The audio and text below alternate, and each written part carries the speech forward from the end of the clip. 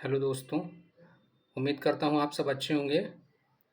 आज की हमारे करंट अफेयर्स की सीरीज की तीसरी क्लास आज होगी, जिसमें हम पुरस्कार, जिसमें भारत रत्न हो गया, और उसके बाद हम भारत और अन्य देशों के साथ जो सैन्य अभ्यास है उसको, और कुछ करंट अफेयर्स यहाँ पे डिस्कस किया जाएगा, जो कि आर ओ एग्ज़ाम और यूपीपीसीएस एग्ज़ाम की दृष्टि से काफ़ी महत्वपूर्ण है। ठीक है, चलिए हम इसको डिस्कस करते हैं। जैसे भारत सरकार द्वारा 5 प्रतिष्ठित हस्तियों, जिनमें से कर्पूरी ठाकुर, लालकृष्ण आडवाणी, एम.एस. स्वामीनाथन, पी.वी. नरसिम्हा राव और चौधरी चरण सिंह को भारत रत्न दिया गया है। तो जिसमें से अब टोटल मिला के इन 5 को और जोड़ दिया जाएगा, तो भारत में टोटल भारत रत्न प्राप्त व्यक्तियों की संख्या हो जाएगी 53। ठीक, तो आप 5 प्रतिष्ठित व्यक्तियों को दिया गया है। देखिए, कर्पूरी ठाकुर जो कि बिहार के हैं, लालकृष्ण आडवाणी हैं, एम.एस. स्वामीनाथन हैं जिनको हरित क्रांति का जनक भी कहा जाता है, पी.वी. नरसिम्हा राव जो कि भारत के प्राइम मिनिस्टर भी रह चुके हैं, जिनके कार्यकाल के दौरान भारत में लिबरलाइजेशन, प्राइवेटाइजेशन यानी 1951 में हुआ था। चौधरी चरण सिंह हैं। अब कर्पूरी ठाकुर आप देखेंगे बिहार के समस्तीपुर जिले के हैं। इनको जन नायक के नाम से भी जाना जाता है। ये ताजपुर निर्वाचन क्षेत्र से बिहार में चुनाव लड़े थे। ये बिहार के 11वें मुख्यमंत्री भी थे। ठीक, ये इनके द्वारा पहली बार ओबीसी को आरक्षण दिया गया। 1978 में जो आरक्षण मंडल बना हुआ था उसको इन्होंने ही प्रस्तुत किया था। ठीक, फिर आप देखेंगे लालकृष्ण आडवाणी, इनका जन्म कराची में हुआ था। हालांकि जन्म लेके नहीं पूछा जाएगा आपसे। इनकी एक कथा है जो लिखी माई कंट्री माई लाइफ, ये पूछा जा सकता है आपसे। और 21 सीट से राज्यसभा चुने गए थे कि तो जनसंघ की सीट से। ठीक, ये भारत के 7वें उप प्रधानमंत्री बने थे। ठीक, के रूप में कार्य किया था। देखिए, ये गृह मंत्री भी थे और 2009 में प्राइम मिनिस्टर के उम्मीदवार भी रहे थे। ठीक, अब आप देखेंगे तीसरा है एम.एस. स्वामीनाथन, जिन्हें हरित क्रांति का जनक भी कहा जाता है। ठीक, और इनको कौन सा पुरस्कार दिया गया? शांति स्वरूप भटनागर पुरस्कार, रैमन मैग्सेसे पुरस्कार, अल्बर्ट आइंस्टीन विश्व विज्ञान पुरस्कार, साथ ही इनको पद्मश्री, पद्म भूषण, पद्म विभूषण भी दिया गया। ठीक, हालांकि इतनी डिटेल में आपको जाने की जरूरत नहीं, आपको इतना ध्यान में रखना है कि इनको हरित क्रांति के जनक के रूप में जाना जाता है। ये तमिलनाडु से विशेषकर बिलोंग करते हैं। ठीक, और फिर है आप चौथा देखेंगे पी.वी. नरसिम्हा राव, ये मूल रूप से तेलंगाना के रहने वाले हैं। ठीक, और ये भारत के 9वें प्रधानमंत्री बने थे। इन्होंने देश के रक्षा, गृह, विदेश मंत्री के रूप में भी कार्य किया था। ठीक, फिर जो 73वें 74वें संविधान में संशोधन हुआ, जिसके इस संशोधन के माध्यम से भारत में स्थानीय स्वशासन की नींव रखी गई थी, ये इन्हीं के कार्यकाल के दौरान हुआ था। तो आप इसमें 2-3 चीज़ें याद में रखिएगा कि पी.वी. नरसिम्हा राव भारत के 9वें प्रधानमंत्री थे। दूसरा ये है कि 73वां 74वां जो संशोधन हुआ था स्थानीय स्वशासन की, जहाँ पे भारत में नींव रखी गई थी, वो नरसिम्हा राव के कार्यकाल में रखी गई थी। फिर हम अगला देखेंगे, आप देखेंगे चौधरी चरण सिंह, ये कहाँ उत्तर प्रदेश के मेरठ से बिलोंग करते हैं। 23 दिसंबर को इन्हीं की जयंती पर राष्ट्रीय किसान दिवस मनाया जाता है। देखिए, राष्ट्रीय किसान दिवस अगर पूछा जाए किसकी जयंती पे मनाया जाता है, तो आप ध्यान में रखिएगा चौधरी चरण सिंह की। कब मनाया जाता है? 23 दिसंबर को मनाया जाता है। ठीक, ये भारत के कौन से 5वें नंबर के प्रधानमंत्री थे? ठीक, इनका उत्तर प्रदेश में ये मुख्यमंत्री भी थे। ठीक, अब आप थोड़ा सा भारत रत्न पुरस्कार के बारे में हम थोड़ा बेसिक जानकारी देखें। भारत रत्न पुरस्कार की जो शुरुआत 1954 में हुई थी।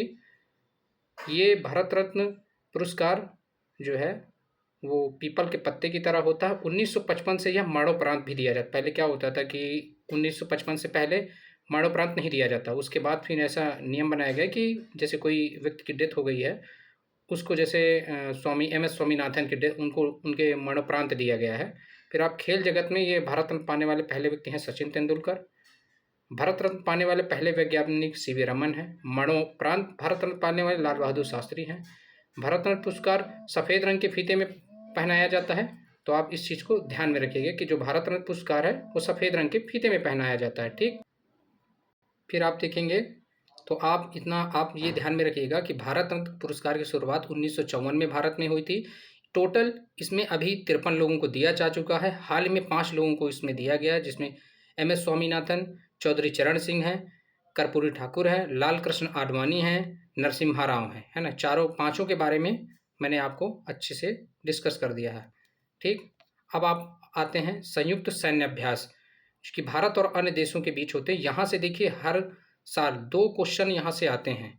ठीक, तो आप इसमें जैसे अभी जो यूपी पीसीएस का एग्ज़ाम हुआ था दिसंबर में, उसमें पहले तो ये होता था कि चलो मिलिट्री एक्सरसाइज किसके किसके बीच हुई थी, लेकिन इस बार जो क्वेश्चन पूछा गया था उसमें सबसे पहली बात पूछा गया था कि थोड़ा टाइम के बारे में, कि मार्च में, कि अप्रैल में, कि मई में। हालांकि ये पहली बार ऐसा कुछ उनके द्वारा ये क्वेश्चन ऐसे पूछा गया है। चलिए हम देखते हैं। तीस्ता प्रहार किसके, भारतीय सेना, तीस्ता फील्ड राय राय कहाँ पे हुआ, तीस्ता फील्ड फायरिंग रेंज में हुआ है भारतीय सेना के बीच। ठीक, डेजर्ट फ्लैग संयुक्त अरब अमीरात ने भारत और यूएई के बीच में हुआ है, वायुसेना का था। फिर है दस्तलिक, ये भारत और उज्बेकिस्तान में के बीच हुआ था। कहाँ हुआ था, पुणे में हुआ था। ठीक, फिर आप देखेंगे टाइगर ट्रैम्प, वो भारत और अमेरिका के बीच कहाँ हुआ था, बिल्कुल कहाँ हुआ था, तो विशाखापट्टनम में। इंद्र किसके बीच हुआ था, तो भारत और रूस के बीच हुआ था। कहाँ हुआ था, चेन्नई में। ये जरूर चीज़ याद रखेंगे आप। प्रचंड प्रहार भारतीय सेनाओं के बीच, यानी थल नौ है ना, और वायुसेना के बीच कहाँ हुआ था, वो अरुणाचल प्रदेश में हुआ था। एकेमी अभ्यास किसके बीच, भारत और तंजानिया। देखिए तंजानिया और इंडिया के बीच ये पहला ऐसा अभ्यास है जो कि हुआ है। तंजानिया कहाँ पे है, तो ये आप देखेंगे अफ्रीकन कॉन्टिनेंट की एक कंट्री है तंजानिया। ठीक, अब ये कहाँ पे हुआ था, हिंद महासागर में। फिर है अभ्यास खंजर, कहाँ हुआ था, बिस्केक में हुआ था। और किसके बीच, भारत किर्गिस्तान, किर्गिस्तान की राजधानी क्या है, बिस्केक। ठीक, तो आप ये चीज़ ध्यान में रखिएगा। ट्रोपैक्स भारतीय नौसेना अरब सागर एवं बंगाल की खाड़ी में हुआ था। वरुण भारत और फ्रांस के बीच में हुआ था। और इंद्र भारत और रूस के बीच में हुआ था, अरब सागर में हुआ था। सी ड्रैगन बहुराष्ट्रीय सैन्य अभ्यास है जो कि गुआम तट में हुआ था, जो कि पश्चिमी प्रशांत महासागर में है। फिर है धर्मगार्जियन, तो भारत और जापान के बीच में, जापान में हुआ था। फिर है साइक्लोन, भारत और मिस्र के बीच में हो, राजस्थान के महाजन फील्ड फायरिंग रेंज में हुआ था। एक्वेरियन, ये बहुत इंपॉर्टेंट है, जो कि मालदीव में हो, दीव में भारत और मालदीव के बीच हुआ था। आपको मैंने बताया कि तीस्ता प्रहार भारतीय सेनाओं के बीच पश्चिम बंगाल में तीस्ता फील्ड फायरिंग रेंज में।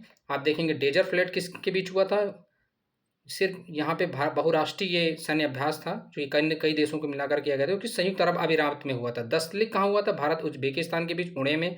टाइगर ट्रैम्प हुआ था भारत अमेरिका के बीच विशाखापट्टनम में। इंद्र भारत और रूस का है, चेन्नई में हुआ। प्रचंड पहाड़ भारतीय सेनाओं के बीच अरुणाचल प्रदेश में। एक है एकेमी भारत और तंजानिया के बीच हिंद महासागर में।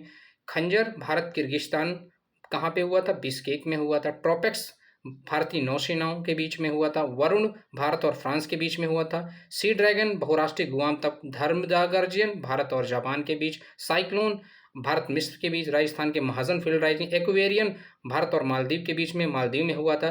देखिए ये क्वेश्चन जो आपसे ये संभवतः ये आपसे या तो मैच द फॉलोइंग में पूछा जाएगा, या तो आपसे ये पूछा जाएगा कि इनमें से निम्न में से कौन सा सैन्य अभ्यास किन देशों, मतलब किस देश का आपको दे देगा, किस सामने सामने दे देगा, बोलेगा सही नहीं है। तो 3 सही दे देगा, 1 गलत दे देगा। 1 गलत तो एक तीन, जिसमें से 3 गलत 1 सही के बारे में पूछा जाएगा। तो ऐसे करके ये क्वेश्चन यहाँ पे पूछे जाते हैं, तो आप इस चीज़ का थोड़ा सा ध्यान में रखिएगा। अब देखते हैं सूर्य किरण, भारत और नेपाल, जो कि हमारा पड़ोसी देश है, ये नेपाल में हुआ था। स्लाइनेक्स, स्लाइनेक्स देखिए नाम से प्रसन्न है, आप जान पाएंगे कि श्रीलंका, स्लाइनेक्स मतलब होता है श्रीलंका, भारत और श्रीलंका के बीच में हुआ था। डेजर्ट नाइट किसके बीच, भारत फ्रांस और यूएई के। देखिए बहुत ही इंपॉर्टेंट है कि डेजर्ट नाइट जो है वो किन के बीच हुआ था, ये अरब सागर के ऊपर हुआ था, भारत फ्रांस और यूएई के बीच में। फिर है सिनबैक्स, भारत और कंबोडिया के बीच में, पुणे में। साउथ ईस्ट एशियन कंट्री है कंबोडिया, है ना, तो इंडिया और कंबोडिया के बीच में सिनबैक्स हुआ था। फिर हरिमऊ सख्त किसके बीच हुआ, भारत और मलेशिया। देखिए ये इंपॉर्टेंट है, ये और स्लाइनिक्स, है ना। देखिए जितने भी सैन्य अभ्यास है आपको अच्छे से इसको 2 से 3 बार आप वीडियो को देख लेंगे तो आपको ये अच्छे से याद हो जाएगा। और क्योंकि यहाँ से क्वेश्चन आते हैं तो इस देखिए जहाँ पे एक एक नंबर के लिए यहाँ पे लोग कट ऑफ से बाहर हो, तो वहाँ 1 नंबर गेन करना अपने आप में बहुत बड़ी बात है। आप देखेंगे गरुण शक्ति किसके बीच, भारत इंडोनेशिया के बीच में, जकार्ता में हुआ। अग्नि वॉरियर भारत और सिंगापुर के बीच, देवलाली महाराष्ट्र में। विनबैक्स नाम से, वी मतलब वियतनाम, भारत और वियतनाम के बीच, अंबाला चंडी मंदिर हरियाणा। आस्ट्रा नाम से समझ में आ रहा है ऑस्ट्रेलिया, कहाँ, पुणे में। वज्र प्रहार भारत और अमेरिका के बीच, अमेरिका में। सिम्बैक्स भारत और सिंगापुर। देखिए आप कंफ्यूज मत होइएगा कि यहाँ पे सिम्बैक्स यानी भारत और सिंगापुर, वहाँ स्लाइनेक्स भारत और श्रीलंका। तो स्लाइनेक्स और बैक्स, इनको थोड़ा सा ध्यान में रखिएगा, विशाखापट्टनम में हुआ। नसीम अल बहर, भारत और ओमान के बीच, गोवा के तट पर। मालाबार, भारत, ऑस्ट्रेलिया, जापान और अमेरिका, विशाखापट्टनम में मालाबार एक्सरसाइज हुई थी, ठीक। आठवां काजिन, भारत और काजिन नाम से समझ में आ रहा है, कजाकिस्तान। अल नजा, भारत और ओमान के बीच हुआ था। युद्धाभ्यास, भारत और अमेरिका के बीच हुआ था, राजस्थान के महाजन फील्ड रेंज में। मित्र शक्ति, भारत और श्रीलंका, भारत और श्रीलंका के बीच मित्र शक्ति है। और क्या था, एक है स्लाइनेक्स, ठीक। और सिम्बैक्स, भारत और सिंगापुर के बीच है। तो दक्षिणी प्रांत मध्य रोया में हुआ था, ठीक। उसके बाद है उल्ची फ्रीडम शील्ड, दक्षिण कोरिया और अमेरिका के भी। देखिए हालांकि ये इतना इंपॉर्टेंट नहीं है, जो भी इंडिया की एक्सरसाइज है वो ज़्यादा इंपॉर्टेंट है, तो ये चीज़ ध्यान में रखिएगा आप लोग, ठीक। और फिर हम देखते हैं क्या है, उदार शक्ति, भारत और मलेशिया के बीच में। भारत और मलेशिया के बीच क्या हुआ है, उदार शक्ति, ठीक। कहाँ पे, मलेशिया में। फिर है खानक्वेस्ट, बहुराष्ट्रीय सैन्य अभ्यास है, उलन बटोर मंगोलिया में हुआ है। नोमैडिक, भारत मंगोल नाम से समझ में आ रहा है। देखिए नोमैडिक एक प्रकार की प्रजाति भी थी वहाँ पे मंगोलिया में। तो उमरवी कहाँ, मेघालय में। अभ्यास मैत्री, भारत और थाईलैंड के बीच हुआ था, ये भी मेघालय में। होपेक्स, भारत और मिस्र के बीच में हुआ है। स्टाइनेक्स भी भारत और मिस्र के बीच, और होपेक्स भी भारत और मिस्र के बीच में, तो ये मिस्र में हुआ था। फिर फ्रीडम एक्सरसाइज, दक्षिण कोरिया, अमेरिका और जापान के बीच हुआ था, दक्षिण कोरिया के जेजी द्वीप। तो देखिए ये नहीं पता हो आपका चल जाएगा, लेकिन यहाँ पे आप देखिएगा फ्रीडम एक्सरसाइज निम्न में से किन देशों के बीच में हुआ था, तो आपको दे देगा दक्षिण कोरिया, अमेरिका, जापान दे गया ये, और उसमें एक और कंट्री दे देगा, उसमें देगा कि केवल 1 2 3 सही, केवल 1 2 सही, केवल 1 सही, ऐसे करके दे देगा आपको क्वेश्चन। तो आप इस चीज़ का ध्यान में रखिएगा। तो आप देखेंगे कि हम जैसे यहाँ पे पूरा जितना मिलिट्री एक्सरसाइज है सारा, डेजर्ट फ्लैग, तीसरा प्रहार, टाइगर ट्रैम्प, इंद्र, भारत रस, उस प्रचंड प्रहार, एकमे, स्लाइनेक्स, सिम्बैक्स, हरिमऊ, गरुण, जितने हैं मैंने आपको सारे कुछ बताए, सारे इंपॉर्टेंट है और इन्हीं में से क्वेश्चन आएगा। अब हम देखते हैं प्रमुख अंतर्राष्ट्रीय सम्मेलनों के बारे में, ठीक। यानी अंतर्राष्ट्रीय सम्मेलन जो हुए होते हैं, इन यहाँ से आपको एक क्वेश्चन एग्जाम में देखने को मिल जाएगा, ठीक। अब क्या था, पहले ये था कि एक लाइन में पूछ लेता था कि वर्ल्ड इकोनॉमिक फोरम की बैठक कहाँ हुई थी, लेकिन अब ये पूछता है, उसको कथन ये पूछता है कि केवल एक कथन दे देगा एक, फिर कारण एक दे देगा, या देगा केवल एक, केवल 2 सही है। तो अब कई बार इनकी थीम को लेकर क्वेश्चन पूछा जाता है, कौन देश मेजबानी कर रहा है, इनके बीच क्या समझौते, इनको लेकर भी क्वेश्चन। तो यहाँ पे चलिए देखते हैं। जैसे विश्व आर्थिक मंच की 55वीं वार्षिक बैठक कहाँ हुई थी, दावोस, स्विट्जरलैंड में। इसकी थीम क्या थी, बुद्धिमान युग के लिए सहयोग। फिर 9वीं क्वाड विदेश मंत्रियों की बैठक कहाँ हुई थी, वाशिंगटन डीसी, यूएसए। बैठक की मेजबानी अमेरिकी विदेश मंत्री मार्को रूबियो ने किया था। भारत का प्रतिनिधित्व एस जयशंकर ने किया था। देखिए कई बार ये पूछा जाता है कि हाल ही में क्वाड विदेश मंत्रियों की बैठक हुई थी, इसमें भारत की ओर से कौन गया था, तो एस जयशंकर। फिर है D8 आर्थिक सहयोग संगठन की 11वीं बैठक मिस्र में हुई थी। इसका विषय था युवाओं में निवेश और लघु उद्योगों का समर्थन। फिर आप देखेंगे 19 G20 शिखर सम्मेलन 2024, ये कहाँ पे हुआ था, तो रियो डी जेनेरियो में हुआ था, ठीक। और G20 का थीम क्या थी, एक न्यायपूर्ण विश्व और एक सतत ग्रह का निर्माण। भारत का प्रतिनिधित्व किसने किया, हमारे माननीय प्राइम मिनिस्टर मोदी जी ने किया था, ठीक। और इसका जो इस 20वां सम्मेलन है वो प्रस्तावित है दक्षिण अफ्रीका में, ठीक। तो दक्षिण, अब इससे पहले जो सम्मेलन हुआ था तो नई दिल्ली में हुआ था। तो 18वां कहाँ हुआ था, नई दिल्ली में। 19वां कहाँ हुआ, रियो डी जेनेरियो में। और 20वां जो हुआ है वो है दक्षिण अफ्रीका में। तो इस चीज़ को आप थोड़ा सा ध्यान में रखिएगा, ठीक। अब चलिए चलते हैं, देखते हैं संयुक्त राष्ट्र 29वां जलवायु परिवर्तन यानी COP29, हाल ही में COP29 का आयोजन किया गया। कहाँ पे हुआ, नवंबर में हुआ। कहाँ पे हुआ, बाकू अजरबैजान में। इसकी थीम क्या थी, investing in a livable planet for all, ठीक।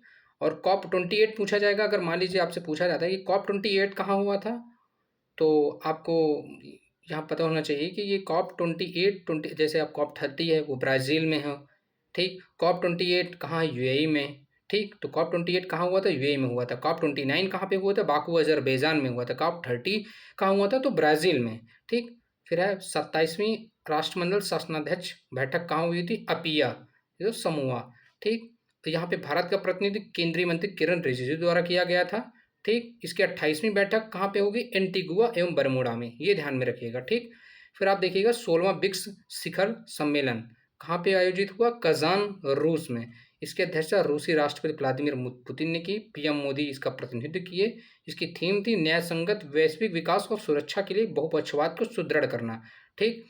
और इसका जो 17वां सम्मेलन ब्राज़ील में आयोजित होना है। ठीक, इसको आप ध्यान में रखिएगा। चलिए अब देखते हैं एससीओ के शासनाध्यक्षों की जो परिषद की 23वीं बैठक है वो कहाँ पे, इस्लामाबाद पाकिस्तान में हुई। भारत का प्रतिनिधित्व विदेश मंत्री हमारे एस जयशंकर के द्वारा किया गया, जो कि वहाँ गए भी थे। और इसकी जो एससीओ जो समिट है वो कई यहाँ पे संघाई कोऑपरेशन ऑर्गेनाइजेशन के नाम से ये जाना जाता है, इसको ध्यान में रखिएगा। फिर हम देखते हैं संयुक्त राष्ट्र जैव विविधता शिखर सम्मेलन कहाँ पे, COP16। देखिए COP29, COP30, COP29, 30, COP16, ये सब को लेकर क्वेश्चन हमेशा पूछे जाते हैं एग्जाम में, है ना। तो ये कंफ्यूज में मत रहिएगा कि क्वेश्चन नहीं आते हैं, क्या पता इससे ना आए, ये वाला इंपॉर्टेंट। तो यहाँ पे आप जितने भी, क्योंकि जितने भी सम्मेलन आपको बताए जा रहे हैं ये इंटरनेशनल काफ़ी महत्वपूर्ण सम्मेलन है। जैसे ये कहाँ पे हुआ COP16, तो कैली कहाँ पे, कोलंबिया में। फिर है अध्यक्ष कौन थे, सुसाना मोहम्मद थे। सम्मेलन का विषय प्रकृति के साथ शांति। फिर आप देखेंगे 44वां 45वां आसियान शिखर सम्मेलन वियंतियान लाओस में हुआ था। विषय आसियान कनेक्टिविटी और लचीलेपन को बढ़ाना। फिर आप देखेंगे 46वां 47वां सम्मेलन कहाँ प्रस्तावित है, मलेशिया में। तो आप ध्यान में रखिएगा अक्टूबर में इसका आयोजन हुआ। कहाँ हुआ, वियंतियान में हुआ। 46वां 47वां कहाँ पे होगा, मलेशिया में होगा। तो ध्यान में रखिएगा। ठीक, अब देखेंगे नाटो। तो नाटो शिखर सम्मेलन इसका आयोजन कहाँ पे हुआ, वाशिंगटन डीसी। ठीक, 34वां 35वां कहाँ होगा, हेग, नीदरलैंड की राजधानी जो है हेग, वहाँ होगा। ठीक, ये जुलाई में आयोजित किया गया। देखिए थोड़ा सा मंथ वगैरह भी आप, मैं समझ सकता हूँ थोड़ा सा कठिनाई होती है याद करने में, लेकिन आप ध्यान में रखिए क्योंकि जिस तरह पेपर का जो नेचर वो चेंज किया आयोग द्वारा, उनके द्वारा अब फैक्ट्स में कई बार ऑप्शन में डाल दिया जाता है, मंथ दे दिया जाता है। जैसे यूपीपी से पूछा गया था जो मिलिट्री एक्सरसाइज, उसमें मंथ दे दिया था, डेज को भी उसने उसमें कालक्रमानुसार सेट कर दिया जाता है ताकि स्टूडेंट वहाँ पे कंफ्यूज करे और गलत होने के वहाँ चांस ज़्यादा होते हैं। अब देखिएगा एससीओ के राष्ट्राध्यक्षों की परिषद की बैठक ये कहाँ पे हुई थी, आप देखेंगे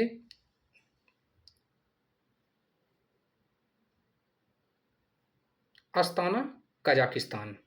भारत का प्रतिनिधित्व जयशंकर द्वारा किया गया था। इसकी थीम क्या थी, स्ट्रेंथनिंग मल्टीलैटरल डायलॉग। और 25वीं बैठक चीन में आयोजित की गई जिसमें राजनाथ सिंह रक्षा मंत्री शामिल हुए हैं वहाँ पे। फिर G7 शिखर सम्मेलन इटली के अपुलिया के फसानों में। ठीक, इसमें भारत का प्रतिनिधित्व प्रधान मिनिस्टर मोदी द्वारा किया गया। 91वां सम्मेलन कनाडा में जो कि अभी हुआ है, आप ध्यान में रखिएगा। 50वां इटली में, 91वां कनाडा में। ठीक, फिर है विश्व जल सम्मेलन। ठीक, तो विश्व जल मंच जो है वो कहाँ पे हुआ, बाली, इंडोनेशिया में। ठीक, और इसमें थीम क्या थी, साझा समृद्धि के लिए जल। तो बाली, इंडोनेशिया, मई में इसका आयोजन हुआ था। फिर विश्व ऊर्जा कांग्रेस, इसका आयोजन रॉटरडम, नीदरलैंड में हुआ था। इसकी थीम क्या थी कि इसकी थीम ना पता हो, ठीक है, लोगों ग्रह के लिए ऊर्जा को नया स्वरूप। लेकिन विश्व ऊर्जा कांग्रेस जितने भी मैंने आपको बताए, तो जैसे एससीओ हो गया, COP29 16 हो गया, ब्रिक्स हो गया, इनकी थीम भी पढ़ना है आपको, नाटो हो गया, और इनके कहाँ पे हुआ ये याद रखना है। लेकिन और बाकी में आपका अगर ये नहीं पता उनकी थीम क्या है तो वो ठीक है, वो उसमें दिक्कत नहीं है, लेकिन जो इंपॉर्टेंट है उनका आपको थीम पता होना चाहिए। फिर देखिए 7वां हिंद महासागर सम्मेलन कहाँ पे हुआ था, पर्थ, ऑस्ट्रेलिया में। फिर नैम शिखर सम्मेलन काम्पाला, युगांडा में। फिर हम यहाँ पे देखेंगे प्रमुख राष्ट्रीय सम्मेलन। ठीक, देखिए हमने अंतर्राष्ट्रीय सम्मेलन और मिलिट्री एक्सरसाइज देख लिए। अब हम देखेंगे यहाँ पे राष्ट्रीय सम्मेलन जो हमारे देश के अंदर होते हैं। ठीक, उनको देखा जाएगा। देखिए ये प्रवासी भारतीय दिवस सम्मेलन भुवनेश्वर, उड़ीसा कब हुआ था, जनवरी में हुआ था। किसके द्वारा, विदेश मंत्रालय और उड़ीसा सरकार के सहयोग से। इसमें मुख्य अतिथि कौन थे, क्रिस्टो इन कार्ला कंगालू, त्रिनाड टोबैको के राष्ट्रपति थे। देखिए ये याद रखिएगा, कठिन नामक, सिर्फ आप ये ध्यान में रखिएगा, कार्ला कंगालू इसका सीधे से रिलेशन है त्रिनाद एंड टोबैको से। ठीक, इसकी थीम ये थी कि विकसित भारत में प्रवासी भारतीयों का योगदान। प्रवासी उन्हें कहा जाता है तो जो भारत से अन्य देशों में रह रहे हैं लेकिन उनका कंट्रीब्यूशन देश के, जैसे वहाँ पे जैसे कल्चर में वहाँ पे लोग कई बार रेमिटेंस भेजते हैं, है ना। जब कई बार हम क्या करते हैं कि हमारे जैसे इंटरनेशनल इश्यूज़ में ये सॉफ्ट पावर के रूप में भी ये यूज इनका महत्वपूर्ण है, तो आप ध्यान में रखिएगा। देखिए 9 जनवरी को प्रधानमंत्री ने पर्यटक ट्रेन प्रवासी भारतीय एक्सप्रेस भी चलाई है, जो दिल्ली के निजामुद्दीन स्टेशन से रवाना होगी। ठीक, 10 जनवरी को राष्ट्रपति मुर्मू द्वारा 27 लोगों को प्रवासी भारतीय सम्मान पुरस्कार दिया। आपसे अगर पूछा जाए कि हाल ही में आयोजित हुआ प्रवासी भारतीय सम्मेलन में कितने लोगों को प्रवासी भारतीय सम्मान पुरस्कार दिया गया, तो 27 लोगों को। ठीक, अब युवा प्रवासी भारतीय दिवस, ये भी भुवनेश्वर उड़ीसा में, ये किसके द्वारा? युवक मामले में खेल मंत्रालय द्वारा। ठीक, अब पहला एशियाई बौद्ध शिखर सम्मेलन नई दिल्ली में, एशिया को सुदृढ़ करने बौद्ध धर्म की भूमिका, ये पूछा जा सकता है आपसे। ठीक, और आप ध्यान में रखिएगा इंडिया मोबाइल कांग्रेस नई दिल्ली में भविष्य अब है। Semicon India greater Noida Uttar Pradesh में, shaping the semiconductor future.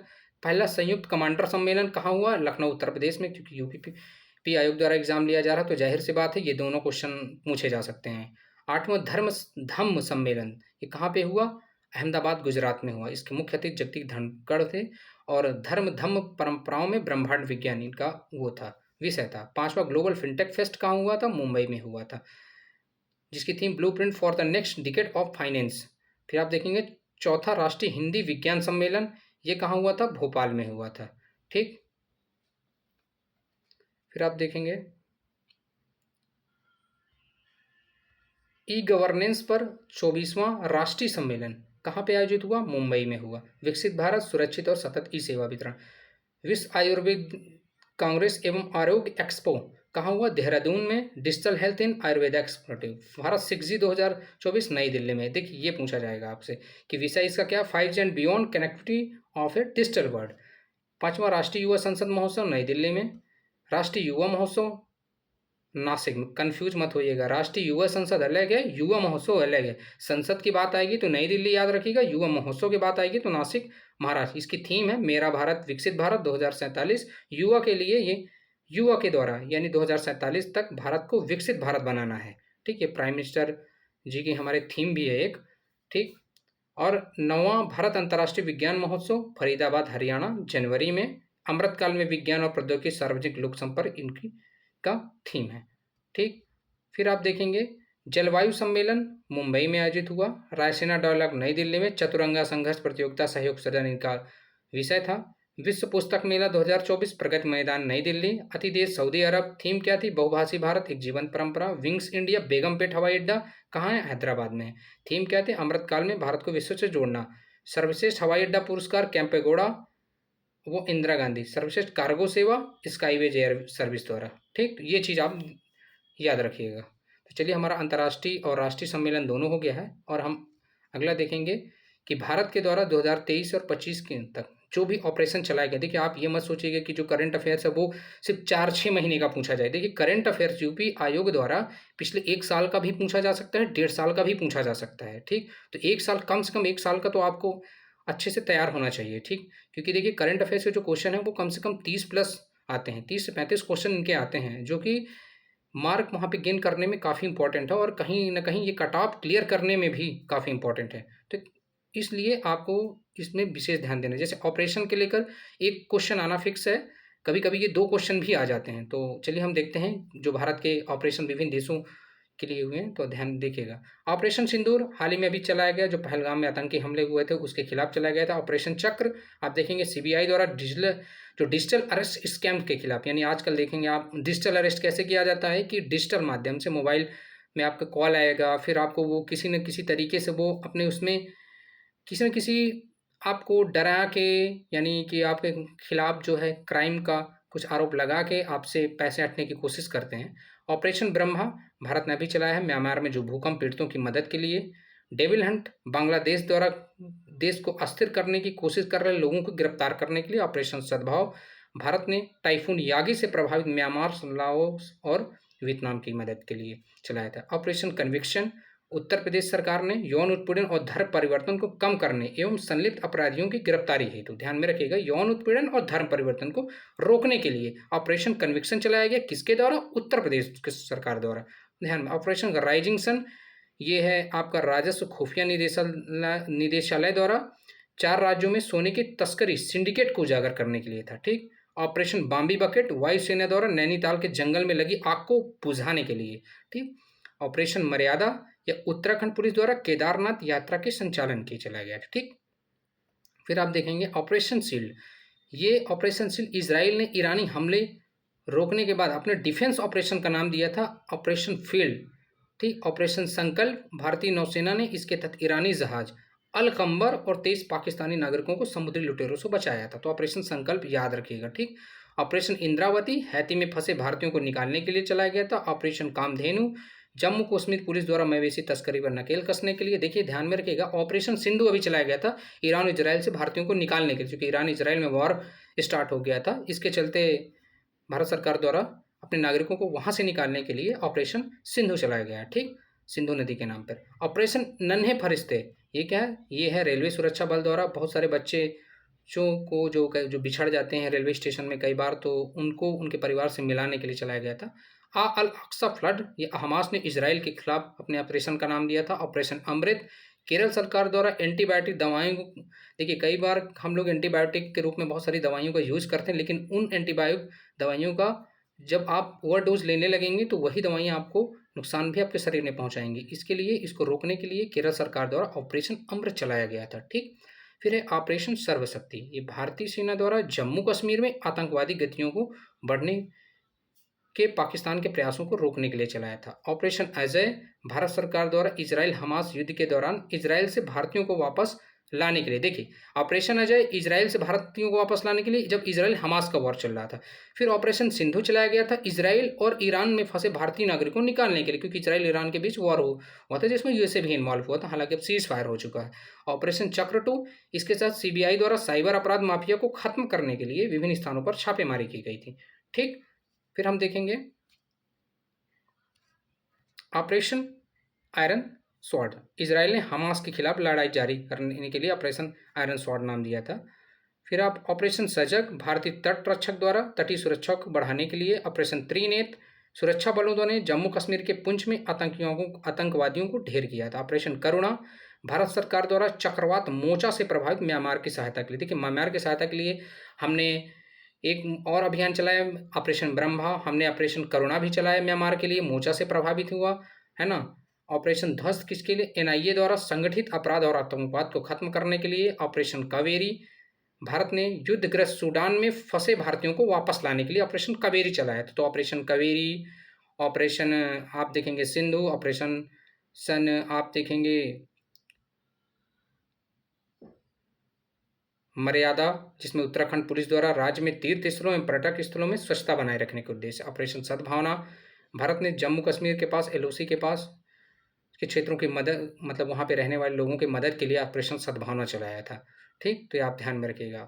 Operation alert है बीएसएफ द्वारा भारत पाकिस्तान सीमा पर सुरक्षा बढ़ाने के लिए। ऑपरेशन ऑक्टोपस, एनआईए और ईडी द्वारा पीएफआई के विरुद्ध देश में हिंसा फैलाने और टेरर फंडिंग के लिए छापेमारी की गई थी। ठीक, ऑपरेशन दोस्त, भारत ने तुर्की सीरिया की मदद के लिए चलाया था, जिसमें वायुसेना का C-17 ग्लोब मास्टर विमान लाया गया था। ऑपरेशन दोस्त, ऑपरेशन सद्भावना, जितने भी ऑपरेशन हैं जो कि भारत द्वारा दूसरे देशों के लिए चलाया गया था, दूसरे देशों के मदद के लिए चलाया गया था। ऑपरेशन ब्रह्मा, ऑपरेशन सिंधु, है ना, ऑपरेशन दोस्त, है ना, इनको आप विशेष रूप से याद रखिएगा क्योंकि ये एग्जाम में आपके आएंगे। ठीक, ऑपरेशन गरुड़, सीबीआई ने ड्रग नेटवर्क को खत्म करने के लिए चलाया। ऑपरेशन मेघचक्र, सीबीआई ने चाइल्ड पोर्नोग्राफी सर्कुलेट करने वाले लोगों का पता लगाने के लिए चलाया था। ठीक, ऑपरेशन नारकोश, ये किसका है? नारकोश रेलवे सुरक्षा बलों द्वारा रेल के माध्यम से जो नशीले पदार्थों की तस्करी होती थी उसको रोकने के लिए चलाया गया था।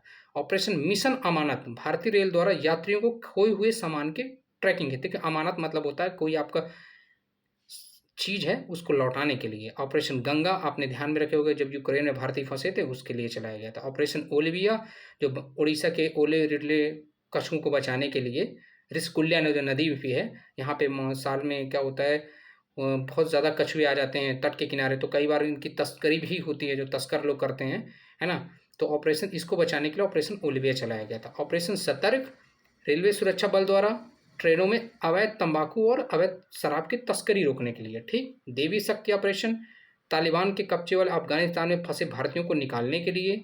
ऑपरेशन उपलब्ध, रेलवे सुरक्षा बल द्वारा रेलवे टिकट की जो कालाबाजारी होती थी उस पर अंकुश लगाने के लिए इसको चलाया गया था। तो आप ध्यान में रखिए, मैं आपको यहाँ पे क्या क्या हमारा हो गया, देखिए जो विभिन्न ऑपरेशन पूरे 6 गए थे वो मैंने आपको पढ़ा दिया। ऑपरेशन सिंदूर, ऑपरेशन ब्रह्मा, ठीक, operation Sadbhavana, operation rising sun, Bombay bucket, Maryada. तो आप इस चीज़ को ध्यान में रखिएगा कौन कौन से ऑपरेशन चलाए गए। फिर मैंने आपको राष्ट्रीय और अंतर्राष्ट्रीय सम्मेलन भी आपको पढ़ाए, ठीक। फिर मैंने आपको बताया कि भारत और अन्य देशों के साथ क्या क्या सैन्य अभ्यास हुए। फिर हमने भारत रत्न सबसे पहले पढ़ा किन लोगों को दिया गया था, तो 5 लोगों को दिया गया था।